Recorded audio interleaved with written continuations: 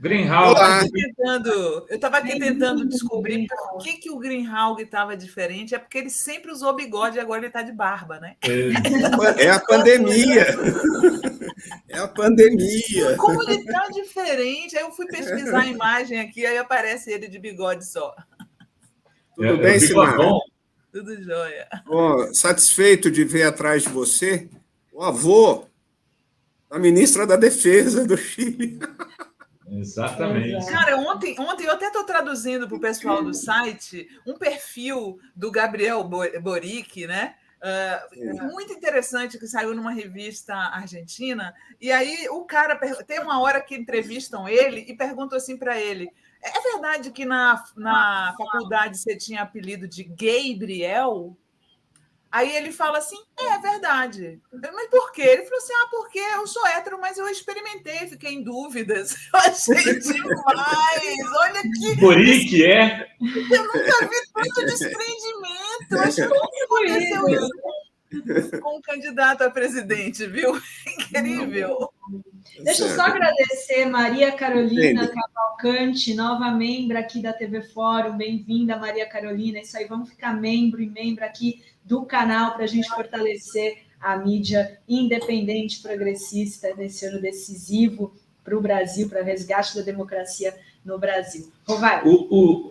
Eu acho que tem, talvez assim, o pessoal mais da nova geração, da novíssima geração, não conhece o Greenhalgh, né? Ele foi um dos advogados mais importantes da luta contra os presos políticos no Brasil, na época da ditadura militar, depois virou deputado, foi candidato a presidente da Câmara no começo do governo Lula. E o Greenhalgh também teve uma passagem importante no caso do Celso Daniel. Eu trouxe ele para falar um pouco sobre tudo isso aqui, mas queria começar, Greenhalgh, falando sobre esse caso da Lava Jato e o caso das perseguições na ditadura. Eu tive contigo um dia, se não me engano, ali no centro da cidade, no Sindicato dos Engenheiros, onde você deu alguns exemplos que me pareceram muito fortes, né, do que tinha acontecido na época e também das perseguições que estavam acontecendo naquele momento. Se você pudesse fazer um pouco esse relato aqui para os nossos internautas. Bem, Rovai, em primeiro lugar, agradecer o convite que você está me fazendo. É a primeira vez que eu participo do Fórum 11h30, tá certo? Exatamente. Primeira de muitas. Que não seja a última. Primeira de muitas. Tá bom. É uma satisfação ver a Sinara, pessoa que eu admiro há muito tempo, e a Adri, que estou conhecendo agora, né? Prazerzão. Bem, nós estamos hoje comemorando a condenação no Superior Tribunal de Justiça do Deltan Dallagnol, no caso do PowerPoint, que causou inúmeros prejuízos à honra e à moral do Lula, do PT, da sua família, de outras pessoas. E foi muito importante essa decisão do STJ. Por quê? Porque lá, na primeira instância, lá nos tribunais regionais, disseram que que o Deltan tinha o direito de fazer o que ele fez naquele dia. E o STJ disse que não tinha, não, senhor. Na operação spoofing, aparece diálogos, isso é uma informação privilegiada que eu vou dar aqui, aparece diálogos dele se preparando, junto com o Moro e os demais procuradores da Força Tarefa, para fazer o espetáculo que ele acabou fazendo com o PowerPoint. Eles não tinham certeza se os argumentos deles eram suficientes para fazer uma denúncia criminal. Eles tinham dúvidas sobre as provas contra o Lula. Eles estavam inseguros em processar o Lula e eles decidiram, primeiro, fazer um escândalo público, primeiro, objetivar a condenação pública do Lula, que depois de feito isso, se poderia fazer uma denúncia, ainda que sem muita força. E foi isso. Há diálogos que são diálogos escandalosos, tá certo? Na confecção deste PowerPoint. E, no final, quando ele chega no ápice da maldade, da calúnia, da difamação, da injúria, adredemente preparado, quando o PowerPoint fica pronto, ele põe no WhatsApp, show, S-H-O-U, show, ficou show. E depois chama a imprensa, entendeu? E faz o escândalo que ele faz e a repercussão que teve. As pessoas estão falaram comigo, de 75 mil é pouco, Grêmio, não interessa. Aqui, o que interessa, isso vai dar mais, porque tem juros, correção, é desde a data dos fatos, etc. E tal. Mas não interessa. Esta ação de indenização por danos morais contra o Deltan Dallagnol é a primeira. É a primeira, tá certo? E ele vai ter que gastar um pouco do dinheiro dele, que eu sei que tem guardado, para ficar pagando indenizações por danos morais daqui por diante. Tá certo? Então, eu estou muito satisfeito. Acho que o STJ ontem, e o trabalho do Cristiano Zanin, da Valesca e tal, que vão atrás, tá certo? Grão por grão, feijão por feijão, fato por fato, para fazer isso. E essa operação spoofing, eu torço para que um dia o povo brasileiro tenha acesso à íntegra dela. Porque aí você vai ver como é que funcionou a tal da força-tarefa da Lava Jato. Como é que funcionou a Lava Jato? Como é que funcionaram os promotores, os delegados, o japonês da Lava Jato, a delegada não sei quanta, marenca, não sei das quantas, o que eles se articulavam? Articulavam milimetricamente as suas ações com Sérgio Moro. E para fazer o que fizeram, a tentativa de cerco e aniquilamento do Partido dos Trabalhadores e a tentativa de cerco e aniquilamento do nosso companheiro Luiz Inácio Lula e outros companheiros. Zé Dirceu na Lava Jato, Vacari, 4 anos de prisão. Tá certo?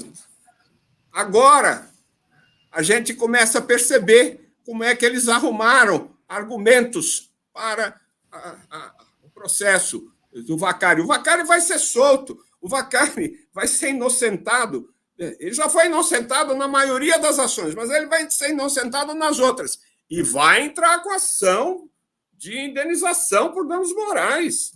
Entendeu? E vai entrar. E não é que ontem a ministra Isabel Galotti falou: olha, eu acho que apenas a ação está errada, porque não deve ser uma ação pessoal contra o procurador. A ação tinha que ser contra a União Federal, porque ele é um procurador federal e quem responde é a União Federal. Esse argumento está fora. Quer que ele te pague dinheiro público para... É nele. Tá certo? É no bolsinho do Sérgio Moro que nós vamos buscar o que ele recebeu nos Estados Unidos. É a indenização que o povo brasileiro vai precisar cobrar deles dos segredos industriais que eles passaram para os americanos processarem a Petrobras, tá vendo? Numa indenização bilionária. Então, essa conduta antipatriótica, eles eram tudo. Eu quero dizer isso. Eles eram tudo, menos procurador e juiz. Eles eram tudo, menos um poder judiciário. Eles viraram a competência geral. A Lava Jato é um posto de gasolina em Brasília, foi parar em Curitiba. O sítio em Atibaia foi parar em Curitiba. O apartamento era no Guarujá, foi parar em Curitiba. A Petrobras no Rio de Janeiro, foi parar em Curitiba. E tudo que foi parar em Curitiba foi parar no Departamento de Justiça americana para acabar com a Petrobras buscando indenizações milionárias. Essa história começa a ser revelada. Olha aqui, eu quero dizer para vocês, é um centímetro deste véu que nós estamos abrindo. Quanto tempo a gente puder ter para analisar essa operação spoofing, nós vamos descobrir a verdadeira história do Brasil. Porque aí vai entrar jornalista que telefonava para o Deltan para receber furo, jornalista que mandava o seu texto para o Deltan para ver se ele estava de acordo que ia ser publicado. Meus amigos, tá certo? O Greenhalgh. Jornalista que telefonava, e aí, gostou ontem do que eu falei? Isso é um escândalo, tá certo? Quadrilha? Vem falar de organização criminosa para o PT? Pelo amor de Deus, organização criminosa é o que tinha lá na tal da Lava Jato. Ô, Greenhalgh, me diz uma coisa. Deixa eu te perguntar uma coisa. Dessa condenação. Deixa eu te perguntar uma coisa. Uma vez que o PT volte ao poder, o Estado brasileiro pode processar Moro e Dallagnol na justiça pelos danos que a Lava Jato causou ao país, como a perda de empregos e a destruição da indústria da construção civil? Eu acho que pode, mas eu acho que o Lula não vai fazer, tá certo? Então, já estou falando também que eu não quero dourar a pílula. O Lula não vai fazer, tá certo? O Lula foi vítima dessa situação, tá certo? Com toda a competência da equipe de advogados e tal, o que salvou a gente e pôs o Lula na rua foi essa operação spoofing, foi as revelações desse do Delgatti, né? Delgatti, esse menino o hacker. Veja só a história. O hacker era defensor da Lava Jato. Olha só como é a história brasileira. O hacker era admirador do Sérgio Moro e do Deltan Dallagnol. O hacker foi assistir em Ribeirão Preto uma palestra do Deltan Dallagnol, como é que se combatia a corrupção no Brasil. E ele saiu entusiasmado, e tão entusiasmado da palestra do Deltan que ele resolveu entrar no site do Deltan, no telefone do Deltan, e não sei das quantas. E aí ele começou a ter um choque de realidade. Ele começou a ver como é que eles se relacionavam, como é que eles faziam, as sacanagens que eram preparadas diariamente contra o PT e o Lula. E, a partir daí, ele se recolheu, foi aprofundando nessa situação. Essa operação tem 10 gigabytes, mega gigabytes, tera gigabytes, não sei das quantas, tudo durante muito tempo. A gente só descortinou o pequeno véu do que tem. É isso. Tá bom? Vamos lá. Renato Rovai, tudo bem? Muito você bom. Quer esse bonezinho? Também você está de barba. Estou te ouvindo, achei que vinha a pergunta das meninas. Que você tem que tomar cuidado. Se você interrompe as meninas, você toma tapa na orelha. Desculpa. Acabei de perguntar. Não, eu, eu. Você não, você elas respeitam. Eu não, é pau. Não, então, deixa eu ler aqui comentários da galera. Tem aqui o comentário da nossa membra dizendo que tem que fazer uma biografia do Greenhalgh, que é assim, elogiando essa trajetória aqui da Nilce Souza, até coloquei na tela. Uma história e trajetória maravilhosa, legal, né? Eu estava falando aqui com a Maria Frodri, porque ela pediu para fazer um convite ao vivo para o Greenhalgh no dia 31 de março, que vai ter um programa da ditadura militar, que ela gostaria de contar com ele no Fórum Sindical. Então, está feito o convite e eu vou passar o teu contato para a Maria Fro, tá, Greenhalgh? E aí eu queria que você lembrasse aquela história que você contou de que você encontra os juízes do processo no elevador na época da ditadura, e você era um jovem advogado. Essa história é genial. e como se montavam os júris da ditadura e a tua inocência ali naquele processo, enfim. E tem muito caso. Mas é isso, eu ajudei, carreguei mala de grandes advogados brasileiros na minha época. Bom, eu era um moleque estudante de direito, meu pai tinha um escritório de advocacia muito importante aqui em São Paulo, um escritório civilista. Nós somos 5 filhos, o único que virou advogado fui eu, e meu pai sempre dizia que, quando eu me formasse, eu devia assumir o lugar dele no escritório. Eu fui estagiário do meu pai. E eu, realmente, na faculdade, eu não acreditava muito nos panfletos que eu lia denunciando torturas. Tá certo? Eu não acreditava, eu achava que havia um exagero, não acreditava que o Exército, o DOI-CODE, fizessem oficiais do Exército, pudesse fazer do jeito que se reproduzia no movimento estudantil. Um dia, um amigo meu, Edibal Pivetta, grande advogado de presos políticos, foi preso. E eu fiquei sabendo e fui ao escritório. Ele tinha um escritório junto com Ayrton Soares e Edibal Pivetta, 2 advogados renomadíssimos aqui em São Paulo, né, defensores de direitos humanos, lutadores e advogados de presos políticos. Tá certo? E eu, então, fui saber o que tinha acontecido com o Edibal, e o Ayrton me disse, foi preso, está no DOI-CODE. Eu falei, Ayrton, eu posso ajudar em alguma coisa? Ele falou, eu me ofereço para ajudar. Ele falou, bom, faz o seguinte, vá visitar os nossos clientes no presídio e diga que eu estou ocupado mobilizando forças e argumentos e petições para soltar o Edibal. E eu, então, fui, não, me lembro como se fosse hoje, ao pavilhão 5 da Casa de Detenção, onde ficavam os presos políticos naquela época, e chamei 5 ou 6 pessoas que eram clientes do escritório e do Edibal. Me apresentei, falei, olha, o Edibal está preso, o Ayrton pediu para vir.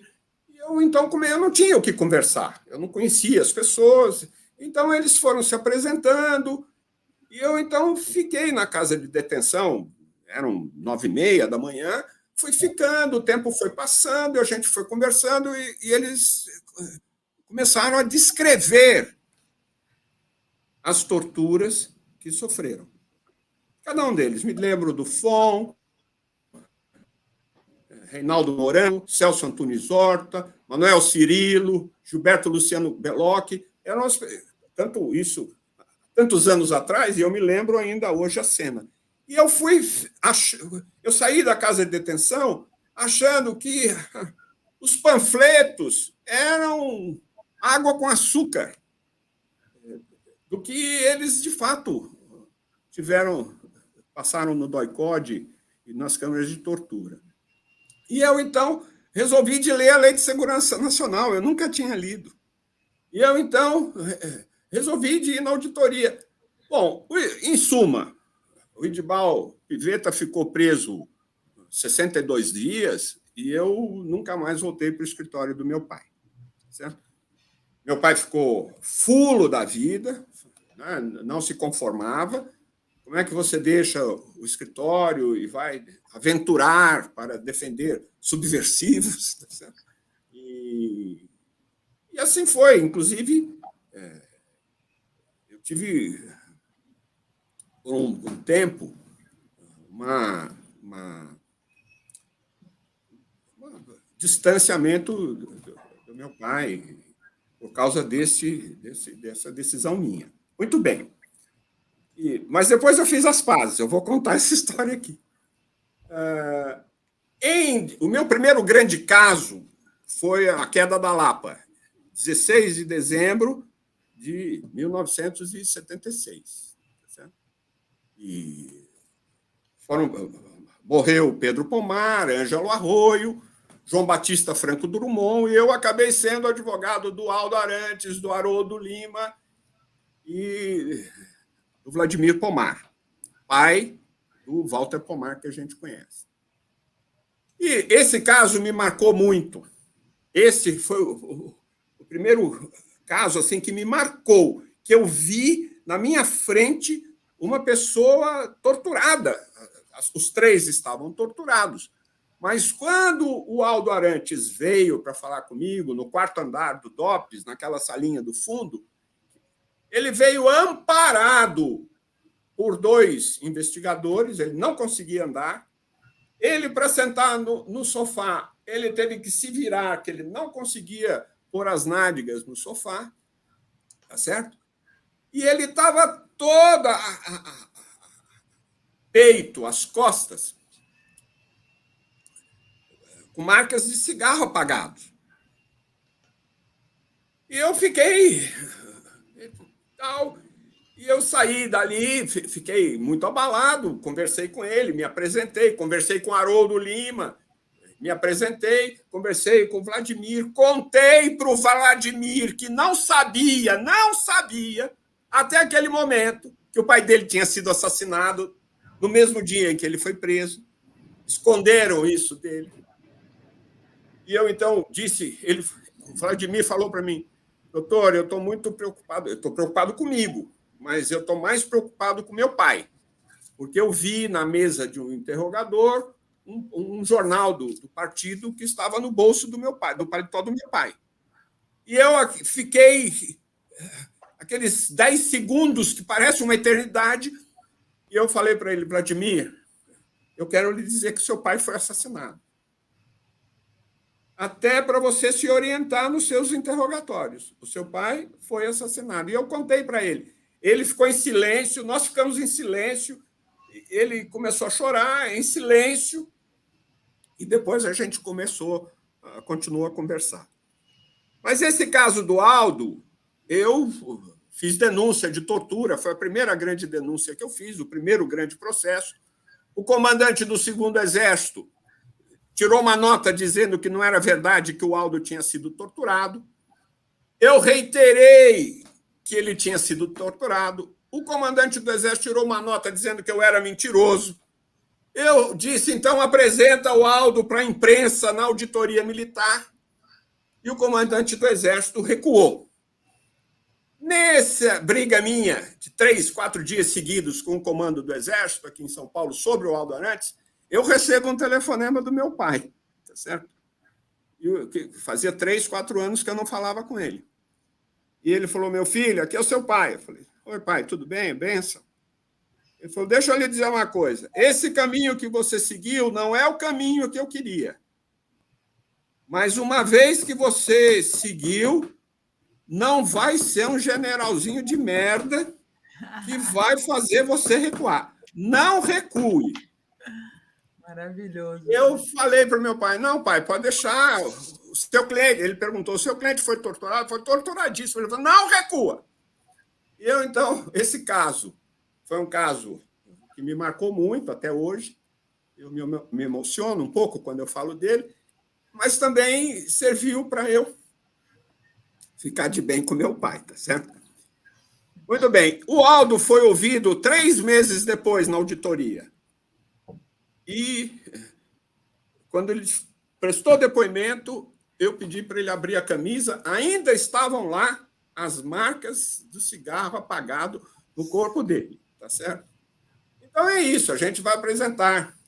Muitas vezes, tem o processo do Lula também. Vocês querem que eu conte história? Eu sou um contador de história. Muito bom. Conta mais uma história, e já vamos marcar para você vir semana que vem, para as pessoas que estão aqui se organizarem, para a gente falar um pouco sobre a história do Celso Daniel, que está com e o Greenhalgh. Não vai dar para falar hoje, ele vai terminar a história aqui da ditadura, e aí a gente já marca que dia hoje. E hoje semana que vem, meio de meia, Luiz Eduardo Greenhalgh de volta aqui. Pode ser, Greenhalgh? Tem aniversário do golpe semana que vem. Então, na quarta, o Lula. dia 30, na véspera. Deixa eu só ler uns comentários da galera que está acompanhando ao vivo e colabora aqui para manter o canal. Então, eu vou ler aqui o Anderson Gonçalves, que diz sobre o hacker: ou Deus existe ou o acaso nos protege. As duas coisas existem, o acaso e Deus. E tem o José Prudente de Almeida Filho, que é o nosso otimista aqui da comunidade Greenhalgh. Ele tem aqui as previsões. Aí ele diz: mais um fio das minhas previsões, a sacanagem da Lava Jato.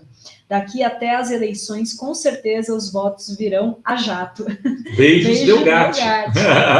Ele está fazendo aqui com conversas com Delgatti. E também tem aqui o Aristides Bartolomeu Novaes. O Greenhalgh foi um gigante na defesa dos presos políticos da ditadura. Os jovens precisam conhecer essas pessoas, a mídia os esconde. Grande advogado. O Greenhalgh nem deve lembrar, claro que não lembro, evidentemente, eu era um garoto, estudante na faculdade metodista de São Bernardo, e aí a gente invadiu a reitoria, fez um monte de coisa lá. Lembro sim, lembro sim. Procuramos quem para ser nosso advogado? O Greenhalgh. Aí os caras já estavam expulsos. Aí o Greenhalgh vai na faculdade, entra lá, vai conversar com o diretor, e os caras desistem na hora quando viram que a gente tinha o Greenhalgh como advogado. Me salvou, é por isso eu sou jornalista hoje. Viu? Eu me lembro exatamente disso, eu tenho memória, e agora que eu estou ficando velho, eu tenho memória retrógrada, lá para trás. Você está fazendo livro de memórias, Greenhalgh? Não, todo mundo está me pressionando para fazer. Eu até agora estou resistindo, tá certo? Mas eu acho que tem muita gente. O Fernando Moraes fez esse livro da biografia do Lula, em que ele fala dos 3 julgamentos. Do julgamento do Lula na Lei de Segurança aqui em São Paulo, do julgamento do Lula na Lei de Segurança Nacional no Amazonas, em Manaus, e do julgamento da Lava Jato, a prisão do Lula agora. É evidente, tem gente até que ficou com ciúmes, mas é evidente. Eu fui advogado do Lula aqui em São Paulo, eu fui advogado do Lula em Manaus, e eu acabei sendo advogado, um dos advogados, não o mais importante, não o principal, nesse assunto da Lava Jato. Então, o livro gira em torno desses 3 processos. É evidente que eu devo ter aparecido um pouco mais que os demais, tá certo? Mas, e aí, a partir daí, muita gente que lê o livro, porque o livro é um sucesso, está entre os 10 mais vendidos no Brasil há quase não sei quantos meses, as pessoas me ligam, as pessoas escrevem. Aonde eu vou, falam: você tem que escrever, você tem que pôr no papel e não sei das quantas e tal. Eu estou pensando, tá certo? Agora, cada vez que eu fico pensando, eu vejo as tarefas que a gente tem. Eu acho que agora, como disse Humberto Costa, eu não quero me meter muito nessa história da Marília, eu quero me dedicar à eleição do Lula. E talvez eu não queira me meter muito nessa história de escrever um pouco o meu passado, e eu estou querendo me dedicar integralmente à campanha do Lula. Talvez depois que ele se eleger, tá certo?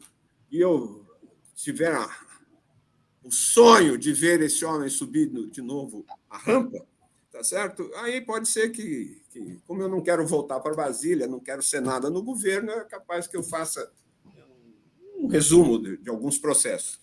Eu tenho vontade de fazer. Tão novinho, né? Eu estava aqui olhando cronologicamente, o Greenhalgh está com 73 hoje, nessa época, 74, você tinha 20 e poucos anos, né, Greenhalgh? Eu comecei com 22, 23 anos. Olha 50 só. anos de profissão. Garoto. Muito bem. Gente, infelizmente, a gente vai ter que terminar o programa de hoje, porque eu e Dri estamos no nosso compromisso. Acho que atrapalhei o programa de vocês. Não, foi maravilhoso. Você já está convidado. Quarta que vem aqui e quinta que vem à noite na Fro. Ela vai falar contigo, passei o teu contato, viu, Greenhalgh? E é muito bom te ver. E tem, olha só, tá chegando o superchat, deixa eu ler aqui. Fátima Lemos diz: Delgatti deveria ser anistiado. Não cometeu crime, sofreu muito com o Sérgio Moro no Ministério da Justiça e salvou o Brasil. Eu concordo, né, Li? Tá em prisão domiciliar, né, se não me engano.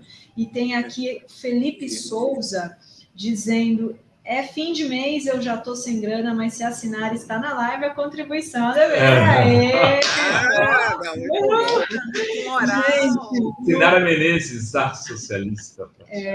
Greenhalgh, muito obrigada. A gente te espera na semana que vem aqui sem dó. Adorei, viu? Adorei o papo, foi muito bom. Muito bom. Fechou. Gente, um abraço a vocês. Muito obrigado. Tudo de bom, querido. Valeu, Sinara. Valeu, Dri. Valeu.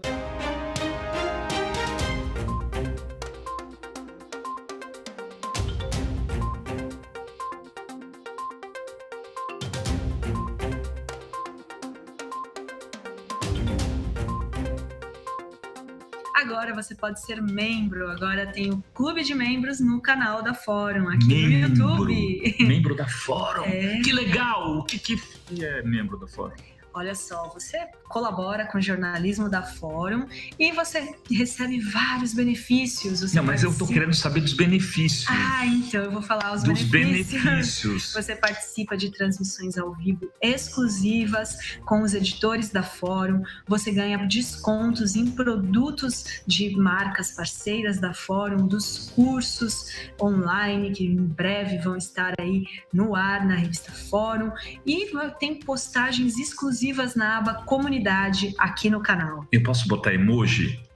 Também, emoji, selos. Tem emoji! Gente, tem coisa pra caramba, mas o que importa é que a gente precisa que você seja membro para poder continuar fazendo esse jornalismo Fórum, que já tem uma marca, né?